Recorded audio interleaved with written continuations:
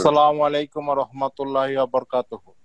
ওয়ালাইকুম আসসালাম ওয়া রাহমাতুল্লাহি ওয়া বারাকাতুহু। আমি কুইন্স জামাইকা থেকে বলছি। হুজুর, আজকের আলোচনা থেকে আমার ছোট্ট প্রশ্নটা জি হলো যে আমার ছেলে অথবা মেয়ে অনেক সময় লেখাপড়া করতে যে যদি কোনো কাফের অথবা খ্রিস্টান বা হিন্দু কাউকে যদি পছন্দ করে বিয়ে করে, কিন্তু আমরা মতামতে রাজি না, কিন্তু আবার আমরাই আমার ছেলে মেয়েকে বললাম যদি তোমার বর অথবা তোমার ওয়াইফ যদি মুসলমান হয় তাইলে আমরা এই বিয়েতে রাজি হইতে পারি, কিন্তু শুধু কলেমা পড়ায়া তাকে আমরা বিয়ে দিয়ে দিলাম, এটা কতটুকু বৈধতা? দেখেন, আপনারা যেহেতু এমন দেশে বাস করছেন যেখানে আহলে কিতাব রয়েছে,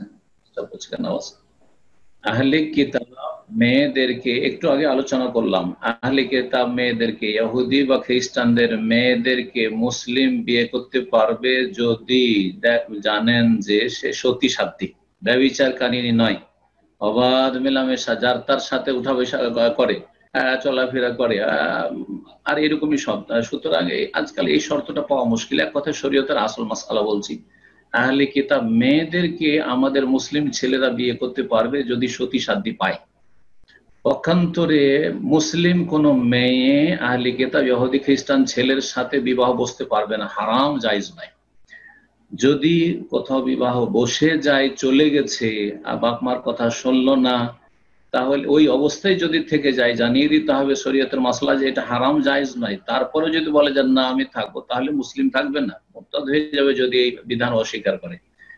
এই ক্ষেত্রে সমাধান সেটা হচ্ছে যে কোন রকম করে যদি সেই ছেলেটা, যে ছেলেকে অলরেডি বিয়ে করে ফেলেছে অথবা করতে প্রস্তুত, সেই ছেলেটাকে যদি মুসলিম বানাতে পারেন, শুধু কালেমা পড়ানো যথেষ্ট নয়, কালেমার 7টি-8টি শর্ত শুনলেন, কালেমা সম্পর্কে অর্থ জানাইতে হবে, কালেমার প্রতি তার ইয়াকিন থাকতে হবে, কালেমা বলার ক্ষেত্রে সত্যবাদী হইতে হবে, কালেমার ক্ষেত্রে নিষ্ঠা থাকতে হবে, আর তারপরে সেই কালেমাকে ভালোবাসবে, আল্লাহকে ভালোবাসবে, আর সে ভালোবাসা প্রকাশ করে 5 ওয়াক্ত সালাতের মাধ্যমে।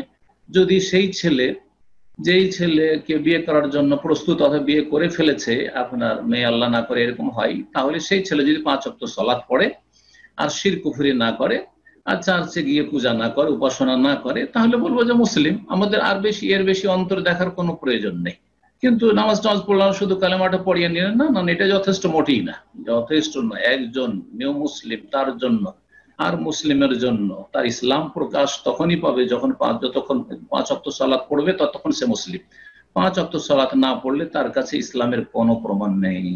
আল্লাহ যেন হেফাজত করেন। সেই ক্ষেত্রে মেয়ে হলে অবশ্যই উদ্ধার করার চেষ্টা করবেন, বুঝিয়ে বাজিয়ে। কাফেরের কাছে মেয়ে থাকা জায়েজ নয়। আল্লাহ বলছেন কাফেরদেরকে মুমিন মুসলিমের ওপর কখনো আল্লাহ আধিপত্য দেননি, নেতৃত্ব দেননি। আর স্বামী হচ্ছে নেতা বাড়ির, সুতরাং এইরকম বিবাহ জায়েজ নয়, হারাম।